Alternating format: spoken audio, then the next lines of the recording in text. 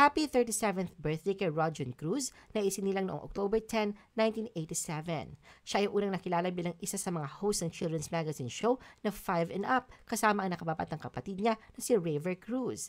Naging member siya ng defunct all-male dancing group na Anime. Noong 2008, naging grand champion siya ng You Can Dance version 2 kasama ang dancing partner niyang si Lina Basas.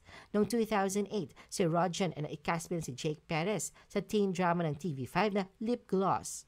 Napabilang din siya sa ilang kapamilya TV series tulad ng Magkaribal at Juanita Banana. Noong 2019, ikinasal siya sa long-time girlfriend niyang si Dayan Medina matapos silang ma-engage noong 2017. Sa gitna ng COVID-19 pandemic, welcome nila ang panganay nilang anak na si Rodolfo Joaquin noong September 10, 2020. 4 years later, unti-unti nang lumalaki ang pamilya ni Rodjon. Noong July 2024, sinalubong nila ang new member ng kanilang pamilya, ang second baby nila ni Dayan na si Maria Isabella Elizabeth. Aktibo pa rin sa showbiz si Rodjon at napapanood sa TV series na Abot Kamay na Pangarap sa GMA.